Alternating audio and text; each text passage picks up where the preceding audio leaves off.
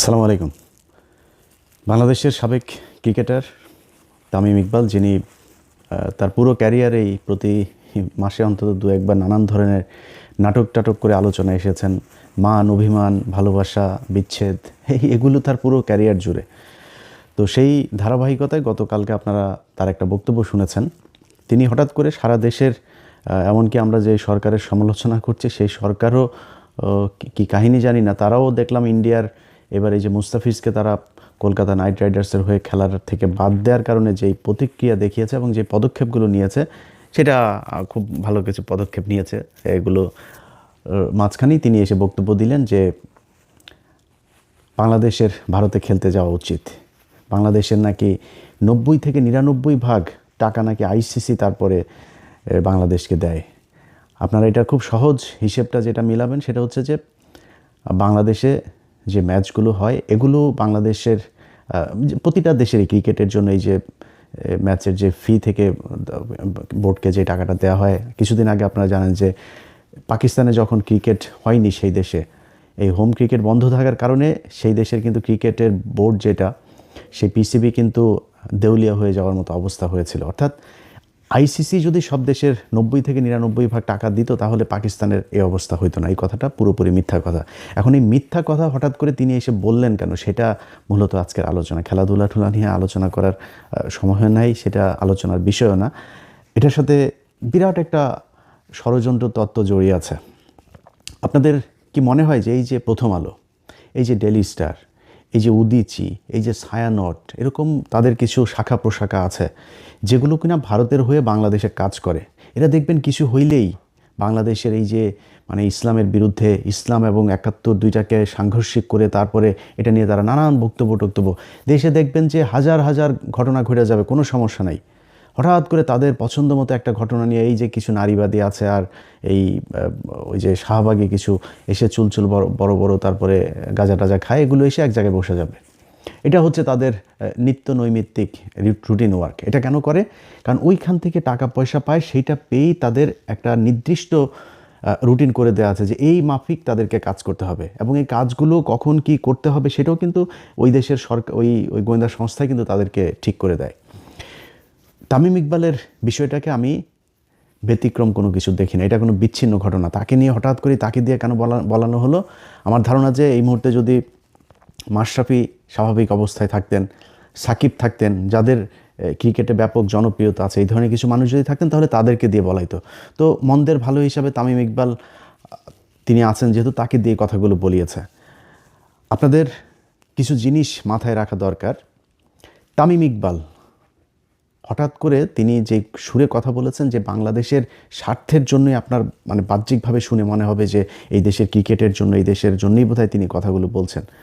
আচ্ছা, যদি মনে করেন বাংলাদেশের জন্যই, ওনার ক্রিকেটের জন্য এত মানে ভালোবাসা, এত প্রীতি নিয়ে উনি কথাগুলো বলবেন, আপনাদের মনে আছে যে মানে ওনার কথা অনুযায়ী যে বাংলাদেশ যদি এখন বিশ্বকাপ খেলতে না যায় তাহলে বিশাল আকারের ক্ষতি হয়ে যাবে, 10 বছরের জন্য পিছিয়ে যাবে। এই ভারত বাংলাদেশকে এই 2016 থেকে 16-17 থেকে আপনি যদি কয়েকটা এশিয়া কাপ যদি আপনি চিন্তা করেন, বিশ্বকাপে এই ভারতের আম্পায়ার, দুইটা এশিয়া কাপ তো আমরা জেতা, দুইটা এশিয়া কাপকে তারা হারিয়েছে। সে বিশ্বকাপের জন্য উনি কোনো কথা বলেছিলেন যে ভারত আমাদেরকে হারিয়েছে? যদি সেটা আমরা জিততাম, মনে করেন একটা এশিয়া কাপ থাকার মানে কি, মানে এশিয়ার বাঘ, সে এশিয়ার শ্রেষ্ঠ, এটাই তো তাদের বিশাল ব্যাপার। আপনি 1997 সালে যেদিন, মানে আমি ছোট তখন, কিন্তু আমার এই মনে আছে যে আমি এই আমার একটা প্যান্ট বানাতে যাচ্ছিলাম আমাদের চুয়াডাঙ্গা জেলা শহরে। তো ওই দিন হঠাৎ করে দেখি, আমি তার আগ পর্যন্ত জানিও না যে ক্রিকেট বলে পৃথিবীতে কোনো খেলা আছে, তার আগের দিন পর্যন্ত আমি জানি না। সবাই দেখছি রেডিও নিয়ে, তারপরে এই কানের মধ্যে নিয়ে তারপরে শুনছে কি একটা যেন ধারাভাষ্যকার কথা বলছে, মানে ফুটবলের মতোই মনে হয়, আমি জানি না কি হচ্ছিল। হঠাৎ করে আমি আবার আসার সময় দেখি ট্রেনের মধ্যে পুরো রং টং মেখে সারা দেশে বিরাট উল্লাস। ওই দিন টেলিভিশন, পত্রিকা সব এই বিশ্বকাপ পরের দিন, মানে ওই যে আইসিসি যেটা বাংলাদেশ জিতে বিশ্বকাপে খেলার মর্যাদা অর্জন করলো, আকরাম খান যে অধিনায়ক ছিলেন। তো ওই একটা ম্যাচ আজকে যে বাংলাদেশের ক্রিকেট সেই জায়গায় নিয়ে এসছে। এই এশিয়া কাপের 2টা এশিয়া কাপ যদি বাংলাদেশ জিততো তাহলে বাংলাদেশ মানসিকভাবে আরও বিশাল আকারে উঠে যেত না সামনে? সেটা নিয়ে তামিম ইকবাল কোনোদিন ভারতকে বলেছে যে তোমরা এই চুরি করো, তোমরা এইভাবেই করো? বরং ওই ম্যাচের মধ্যে সাকিব আল হাসানকে তাও দেখেছি যে মোটামুটি একটু তর্জন গর্জন করেছে, তারপরে এ কথা বলে নেই। তারপরেও ধরেন ওনার বিশাল ভালোবাসা, উনি বাংলাদেশের ক্রিকেটকে বাঁচাইতে চায়। আচ্ছা, এই যে শেখ হাসিনার সরকার, এই শেখ হাসিনার সরকার আমরা কেন এই যে বিভিন্ন আপনার এই ফ্যাসিস্ট, আপনার এই যে কালচারাল এই ফ্যাসিস্ট যে গণমাধ্যম, ফ্যাসিস্ট যেই আপনার আমলা প্রশাসন, এদের ব্যাপারে আমরা এত তৎপর কেন? এদের বিচারটা কেন চাই? কারণ হচ্ছে যে এই শেখ হাসিনা গেল 15 বছরে যত হত্যা, খুন, গুম যা যা করেছে, সেটার জন্য এরা দায়ী, এরা তাদেরকে সহায়তা করেছে, এই জন্যই তো এদের বিচার চাই। আচ্ছা, এবার আসেন আপনি 2018 সালের একটা নির্বাচন, 2014 সালে যাই হোক বিএনপি আসে নাই। আমি সত্যি কথা বলি, আমি সেদিন কাজে গিয়ে তারপরে বাথরুমে গিয়ে কান্না করেছি। মানে এত খারাপ লাগছিল 2018 সালের সেই নির্বাচনটার রাতে। আপনাদের তো রাত, আমাদের এখানে তখন সকাল। এত খারাপ লাগছিল যে এইভাবে মানুষের চোখের সামনে মানুষকে এইভাবে বোকা বানিয়ে এই নির্বাচনটা এরকম করা যায়। সেই নির্বাচনটা বাংলাদেশের একটা টার্নিং পয়েন্ট ছিল। 14 সালে ঠিক আছে বিএনপি যায় নাই, শেখ হাসিনা করেছে, একা একা নির্বাচন করেছে, তারপরে ধরলাম 18 সালের নির্বাচনটা তো হইতে পারতো। এবং তারা যেভাবে সেই ঐক্য জোট মোট বানায়, এই যে আপনার আওয়ামী দালাল ডক্টর কামাল সহ এই যে এই দালাল কয়টাকে গামছা কাদের টাদের এগুলোকে নিয়ে তারপরে তারা এই হাসিনার এই রয়ের ফাঁদে পা দিয়ে তারপরে বিএনপি একটা জোট গঠন করলো। সেই জোট গঠন করার পরে কি হলো দেখেন, রাতের বেলা ভোট নিয়ে তারপরে দিনের বেলা সেটা প্রচার করলো যে হ্যাঁ এই হয়েছে, আগের রাতেই ভোট শেষ হয়ে গেল। সেই নির্বাচনটা বাংলাদেশের এই যে গেল 5 বছরে, অন্তত 5-6 বছরে যে মানুষগুলো মারা গেল, মানুষগুলোকে মারা হলো, খুন করা হলো, এই মানুষগুলো এই নির্বাচনটার কারণে মরে নাই। এই জন্য আমরা চাই যে এই নির্বাচন, এই প্রশাসন, এই যে জনপ্রতিনিধি সহ যারা যারা সাংবাদিক, শিক্ষক, যারা যারা এই শেখ হাসিনাকে সমর্থন দিয়েছে, তাদের সবার বিচার হইতে হবে। আচ্ছা, তাদের যদি বিচার হয়, তাদের অনেকের বিচার হচ্ছেও, সেনাবাহিনীর পর্যন্ত বিচার হচ্ছে, তাহলে ক্রিকেটারদের বিচার হওয়া দরকার না? কেন জানেন? 2018 সালের নির্বাচনের পরে এই দিন আরেকটা নির্বাচন। আচ্ছা, আপনাদের মনে আছে এই যে মাশরাফি বিন মুর্তজা এমপি হলেন, ওই সময় দেশের যে পরিস্থিতি এবং মাশরাফি বিন মুর্তজার যে জনপ্রিয়তা ছিল, আমি বিশ্বাস করি মাশরাফি বিন মুর্তজা যদি মিরপুর স্টেডিয়ামে যায়, একদম স্টেডিয়ামের শেষ মাথায় উঠা যদি একটা মাইক হাতে নিয়ে ডাক দিত যে বাংলাদেশে আমরা এই হানাহানি আর চাই না, শেখ হাসিনা, খালেদা জিয়া, তাদের ভেতরের যে সমস্যা, এটা আমরা ক্রিকেটার যারা আছি, আমি অন্তত আমার জায়গা থেকে ডাক দিলাম, বাংলাদেশের মানুষ সবাই এখানে আসেন, যদি না আসে তাহলে আমি এখান থেকে, মানে সে কিছু একটা শর্ত দিতে পারতো।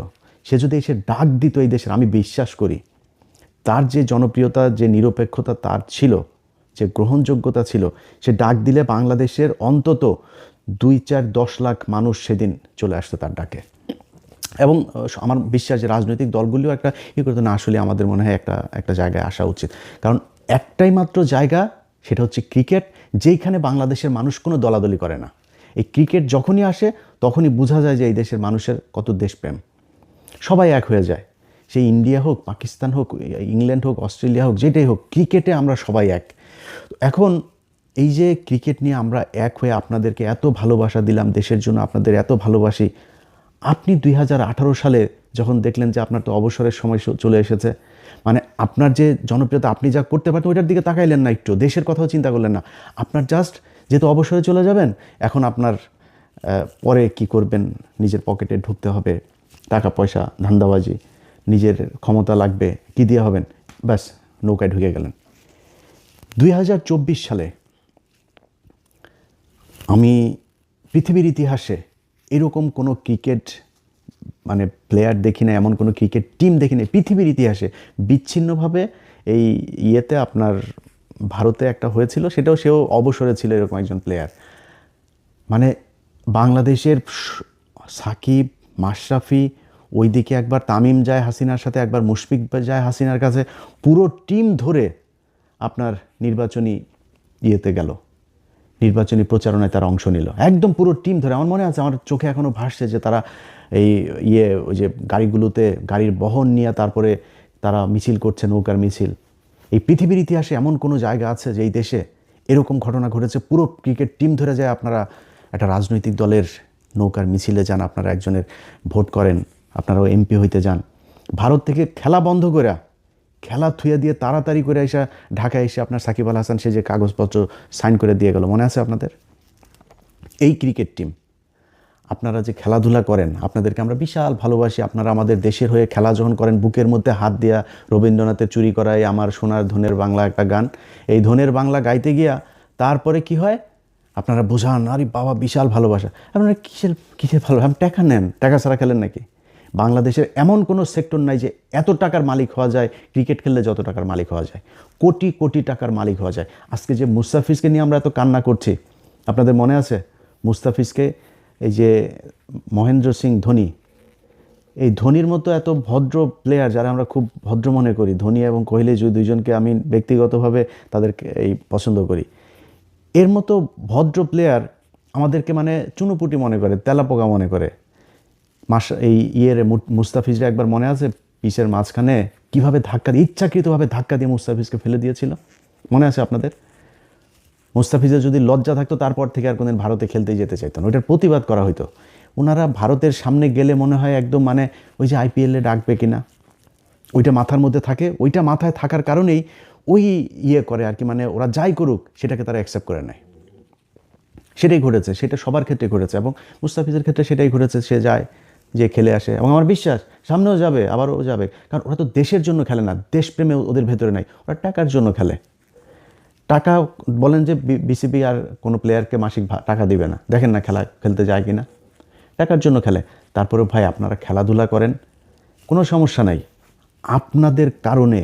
সেটা আপনি যদি এখন মনে করেন বিএনপি আছে, এখন জামাত আছে, এখন তো আওয়ামী লীগ নাই, আমি চাই না আপনারা, ইভেন আপনি অবসরে গেলেও আমরা চাই না যে আপনারা কোনো দিন কোনো দলে আসেন, কারণ আপনারা এমন একটা জায়গায় যে আপনাদের জন্য এই দেশের সব মানুষের ভালোবাসা আছে, সব মানুষ আপনাদের।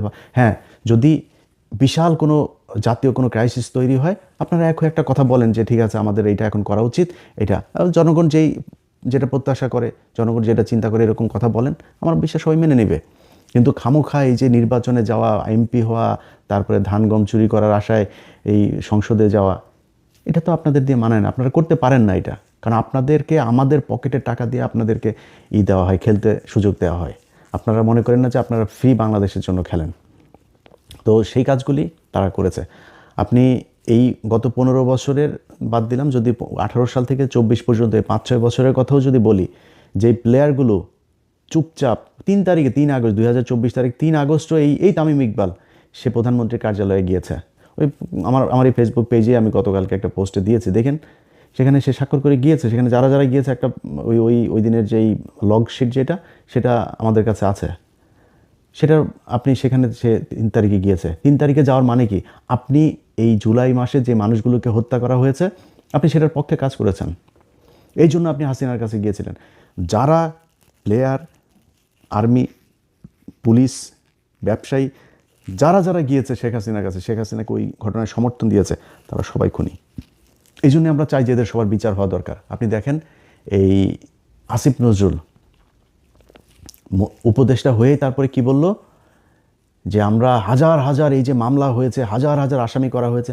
আরে বেটা, হাজার হাজার কি লক্ষ লক্ষ আসামি হওয়া দরকার, কারণ যেই ব্যক্তি আওয়ামী লীগ করেছে সেই হত্যা মামলার আসামি হবে। এখন যে সরাসরি একজনকে খুন করেছে, সরাসরি একজনকে গুম করার সাথে জড়িত ছিল, একজনকে গুলি করেছে, তার শাস্তি এক হবে। যে একটা ওয়ার্ডের সভাপতি ছিল, একজন কর্মী ছিল, ওই বৈষম্য বিরোধী আন্দোলনের ওই ছাত্রদের বিরুদ্ধে ওই পাশে মিছিল করেছে, অবস্থান নিয়েছে, তার বিচার অন্য আরেকটা হবে, সে যদি কাউকে মেরে না থাকে। আর বিচার তো হইতে হবে। এসেই বললেন না এত মানুষের, এত হাজার হাজার মানুষের বিরুদ্ধে এইভাবে মামলা দেওয়া ঠিক হয়নি, এই কথা যেদিন বলেছে সেদিন থেকেই এই আসিফ নজরুল আওয়ামী লীগের হয়ে তারপরে কাজ করছে। আসিফ নজরুল এসে এবার আপনার বিশাল আকারের নাকি তিনি আইন বিভাগের নাকি বিশাল কিছু করে ফেলেছেন। তো কি করেছেন হচ্ছে জামিন এখন খুব দ্রুত করা যাবে, আপনার অনলাইনে পেয়ে যাবেন এবং অনলাইন থেকে সাথে সাথে জামিন হয়ে যাবে। জামিন কারা হবে? ওই যে আওয়ামী লীগের ওদেরকে জামিন করার জন্য উনি তাড়াহুড়া করে এটা করেছেন। যদিও এখনও যারা ওই যে আওয়ামী লীগের সময় যেই আলেমরা জেলে গিয়েছিলেন, বিডিআরের লোকজন জেলে আছেন, ওই লোকগুলি জামিনের বেলায় আবার ওনাদের 4 দিন 5 দিন 6 দিন আমি এইখান থেকে দোষণ না দিলে আবার ওনারা ছাড়েন না।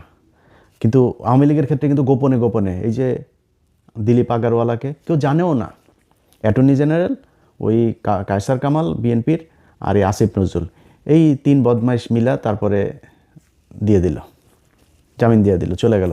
ওনারা না কিছু জানেনই না, কিছুই জানেন না ওনারা, এমনি জামিন হয়ে গেল। এক ব্যক্তিকে দিয়ে, একজন জাজকে দিয়ে আপনার একই আদালতের ভিতরে নিয়ে গোপনে গোপনে গোপনে গোপনে 2 মাসের ভেতরে সব খালাস, চলে গেল সে। ওনারা কিছুই জানেন না। তো এইভাবে ওনারা এই আইন বিভাগের বিশাল আকারের সংস্কার করেছেন, এর বাইরে আর কোনো কিছু করেন। এখনও পর্যন্ত ওই যে আপনার আবুধাবিতে যেই বিপ্লবীরা ওইখানে জেলে গিয়েছিল তাদের করা হয়েছে। প্রথম আলো ডেইলি স্টারের ঘটনায় মানে পোস্ট শেয়ার করেছে, এই জন্য তাদেরকে ধরে নিয়ে যাওয়া হচ্ছে। আর ভাই আমার নামে দেন আপনি সবগুলি মামলা, ওদেরকে ধরেন কেন? এই মানুষগুলোরে কষ্ট দিচ্ছেন কেন? এগুলি ভুলে যাবে এরা, এগুলি ভুলে যাবে, এগুলোর জবাব আসবে। এটার জন্য তো আপনাকে নিশ্চয়ই কিছু না কিছু তো পোহাইতে হবে। সময় সবসময় একরকম যাবে না, এগুলো আমরা দেখছি। তো যাই হোক, এই প্লেয়ারদের যে বিষয়টা, এই গত 15 বছরে যা যা ঘটেছে, এই যে আসিফ নজরুলের হাজার হাজার আসামি হওয়া যাবে না, এই প্লেয়ারগুলো আসামি হওয়া উচিত ছিল। কারণ এরাই 2024 সালের এই যে এই ড্যামি নির্বাচনের, এই স্বামী আর ড্যামি মিলা যে নির্বাচন করেছে, এই ড্যামি নির্বাচনের বৈধতা দিয়েছে এরা। এদের কারণে জনগণ দিয়েছে তামিমের মতো লোক, এই মাশরাফির মতো লোক, সাকিবের মতো লোক, এরা হাসিনার কাছে যাচ্ছে, এরা করছে। এগুলো দেখে তো মানুষ যারা আন্দোলন করতে চেয়েছে, যারা হাসিনার বিরুদ্ধে, তাদের মনোবল ভেঙেছে। আর যারা হাসিনার লোক তারা আরও চাঙ্গা হয়েছে, আর আমরা তো আর কি, দেশে তো আর জীবনে কোনোদিন সরকার চেঞ্জ হবে না, এরকম একটা পরিস্থিতি তৈরি হয়েছিল, এদের কারণে তৈরি হয়েছিল এটা। এখন এইসব জিনিসগুলোর পরে তাদের ব্যাপারে ব্যবস্থা নেওয়া হয় নাই দেখেই আজকে এরা করছে। এই যে মুশফিক, কী সুন্দর, আরে বাবারে বাবা, ওনারা এখন সব প্লেয়াররা মিলে এক হয়েছে, খেলতে যাবেন। ওনারা সবাই, সব প্লেয়ার মানে ওরা খেলতে যাবেন, খেলতে গেলে মাল পাবে, তো মাল পাবে, এই জন্য খেলতে যাওয়ার জন্য পারাপারি শুরু করে দিয়েছে। ওনাদের ভিতরে কোনো দেশপ্রেম নাই, সব কটাই। যে কালকে দেখেছেন না, ওই বিসিবির পরিচালক নাজমুল ভাই, আপনাকে স্যালুট। আপনি এই তামিমকে যে ভারতীয় দালাল বলেছেন, ও ভারতীয় দালাল, খালি ভারতীয় দালাল না, ও ভারতের মানে এই চামচা, ভারতের আপনার মানে মাল করে, এই ভারতের টাকা খেয়ে তারপরে এগুলি বলেছে। ভারতীয় গোয়েন্দা সংস্থার লোক, এই কারণেও এগুলো করেছে। তো বিসিবিকে চাপ দিচ্ছেন ওনারা খেলতে যেতেই হবে, ওনাদের খেলতে গেলে মাল পাবে, এই জন্য খেলতে যাবেনি ওনারা। কী সুন্দর দাড়ি, এই যে মুশফিকের দাড়ি কী সুন্দর, আর বাপেরও দেখি বিশাল মুরব্বী, বয়স্ক, এই বিশাল পাগড়িওয়ালা মুরব্বী, হুজুর, এত আপনি প্রতিবাদ করা শিখছেন এখন। কই এই যে 15টা বছর এতগুলো মানুষের যে মারা হইলো, আপনি জানেন না এটা কি মিথ্যা কথা? এই যে আলেমগুলোরে ধরে আপনার মারা হইতো, এই যে পিলখানায় এতগুলো মানুষ মারা হইলো, এই যে হেফাজতের ঘটনা এতগুলো মানুষ মারা হইলো, আপনারা একটা কথা বলেন নাই তো? একদিনে তো একটা দেশপ্রেম দেখাইলেন না যে না এটা করা উচিত না, কী হইতো? আপনি তো খেলাতে, আপনি তো মানে অটো চয়েস ছিলেন দলের, আপনারা তো টিম থেকে বাদ দিয়ে দিতে পারতো না, একটা কথা বলেন নাই। এখন আপনি এসছেন বিশাল আকারের দেশপ্রেম দেখাইতে, আর হচ্ছে গিয়ে নীতি নৈতিকতা শিখাইতে। কারণ কি, খেলতে যেতে হবে। আর ওই যে ইন্ডিয়া থেকে মাল দিচ্ছে, এইটা বলে ঠিক করো, এরকম করো, এই বলে, এইটার কারণে তারা এগুলো করছে। এখন তারা খেলতে যেতে চায়, বিসিবিকে নানানভাবে চাপ দিয়ে, নানান নেগেটিভ, নানান মিডিয়াও এখন দেখেন না, মিডিয়াগুলো তো এগুলি সব ইন্ডিয়ান টাকা মালেই চলে, এগুলোর দিয়া এরা এখন একটা তৈরি করতে চাচ্ছে যে না, খেলতে যেতে হবে, বাংলাদেশে খেলতে না গেলে বিশাল আকার। আরে একটা খেলতে আমরা যেতে চাই, বাংলাদেশ তো খেলতে যেতে চায়, কেন খেলবে না বাংলাদেশ যেটা চায় যেভাবে, এটা আন্তর্জাতিক নিয়মের ভেতরে রেখে সেই ক্লোজগুলো দিয়েই তো বিসিবি তাদেরকে চিঠি পাঠিয়েছে যে আমরা এই কারণে তোমাদের এখানে খেলতে যেতে পারছে না, আমার নিরাপত্তার কারণে। আমার একটা প্লেয়ার যেখানে নিরাপদ থাকতে পারে না, ওটা তো জঙ্গি রাষ্ট্র। এই ভারত পৃথিবীর মধ্যে সবচাইতে নিকৃষ্ট জঙ্গি রাষ্ট্র হচ্ছে এইটা। এদেশে আপনি তো জীবন নিরাপত্তা নিয়ে আসতে পারবেন না। সো আমার সেই কারণ দেখে আমি চেয়েছি যে আমরা করব না, অথচ তিনার এখন খেলতে যাবেনি। আর খেলতে যাওয়ার এই কারণেই এখন নতুন করে তৈরি করেছেন মিথ্যা কথাবার্তা বলে 90 থেকে 99% টাকা আমাদের আইসিসি দেয়, আমাদের খেলতে না গেলে সব প্লেয়াররা সব ধ্বজভঙ্গ হয়ে যাবে। এই বিশ্বকাপ খেলতে জানেন তো, বিশ্বকাপে আপনি মনে করেন নকআউট খেলা একটা ম্যাচ খেলে যখন আউট হয়ে যান, তো কী হয়েছে? এরপরের বিশ্বকাপে খেলবেন, পরে বিশ্বকাপে কি ভারতে হবে নাকি? পরে হোম সিরিজ খেলবেন, বাইরে যাবেন, সফরে যাবেন, খেলবেন। এর জন্য কী হইলো, কী সমস্যা? এগুলোর ন্যারেটিভ তৈরি করে তারপরে এই ভারতের যে বয়ান সেটাকে আমাদের দেশে প্রতিষ্ঠিত করতে চায়, এর বাইরে কোনো কিছু না। যাই হোক, আমরা এই প্লেয়াররা যেই আমাদের আবেগ নিয়ে খেলে তাদের পয়সার জন্য, এটা আজকে বোঝানোর জন্যই মূলত এই ভিডিওটা করলাম। আর ভবিষ্যতে কোনো প্লেয়ার যারা বাংলাদেশের জাতীয় দলে খেলাধুলা করে, এই খেলাধুলাকে খেলাধুলার জায়গায় রাখতে চাই। আমি এমনকি ছাত্র রাজনীতিরও বিরুদ্ধে, কিন্তু সেটা সম্ভব না, যদিও এটা কেউই মানবে না, সবাই গোপনে গোপনে করবে। সো আমি এটারে নিয়ে অন্তত খেলার বিষয়টাতে এটা যেন হয়। এবং ভারতের বিরুদ্ধে বর্তমান সরকারের যে অবস্থানটা নিয়েছে এই মুস্তাফিজের ব্যাপারে, এটার প্রতি সরকারের প্রতি সর্বোচ্চ সমর্থন জানিয়ে শেষ করছি। আল্লাহ হাফেজ।